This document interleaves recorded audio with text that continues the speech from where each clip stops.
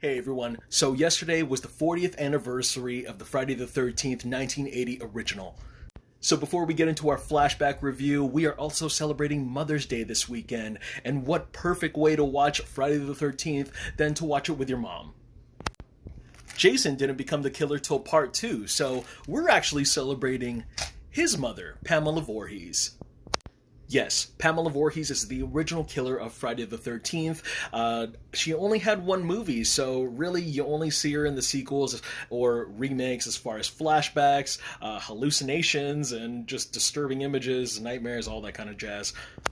Alright, come on guys, that wasn't really a spoiler. It's been 40 years, that's like not knowing that Darth Vader was Luke's father by now. So Friday the 13th is your standard slasher flick, although there has been many movies that have either mimicked it or has done something just like it before.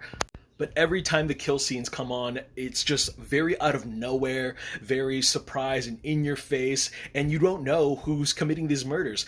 Sometimes you would be in the killer's POV, and it's actually really unsettling. You got your standard horror cliches and tropes, definitely a movie for its time, because if you try to remake a movie exactly like this for our audiences now, it just probably won't be as tasteful as everyone would hope.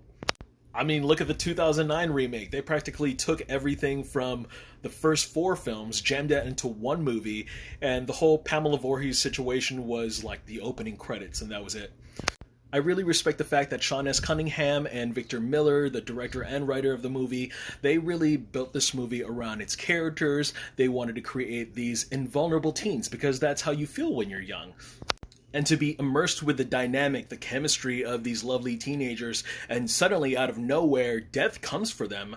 And it is just one of the most terrifying things ever because you're having a good time and just out of nowhere, no reason, no rhyme, they just gone.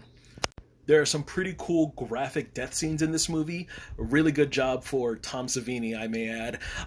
But it's really weird when you watch it on Blu-ray because you can see like how fake it is.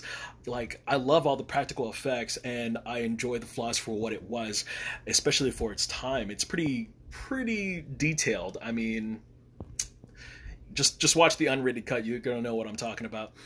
I have a love-hate relationship with this one big moment of the movie where the final girl, Alice, wakes up from her nap and, she doesn't know that she is, the only one left alive. So, it's just very quiet and she's just walking around the cabin and just nobody is responding to her call. And I found it like, oh man, this is kind of dragging. And at the same time, I'm like, wow, this is an actual genuine terrifying feeling.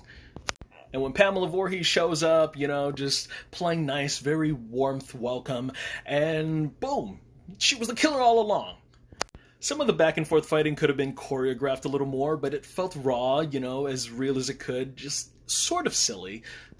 And I know that we're diving into more spoilers as we go on, but that final scene, I would have loved to be in the movie theater back in 1980 when that came out. To have Jason pop out of the water at the very last moment just shook me. The music, the score, his makeup, and the way he just popped out, boom.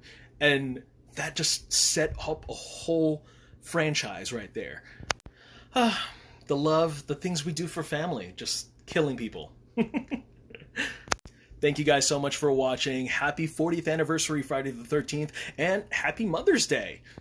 I dedicate this video to my mom because she's a pain in the ass. I love her. I wouldn't be here if it wasn't for her. And yeah, you guys take care.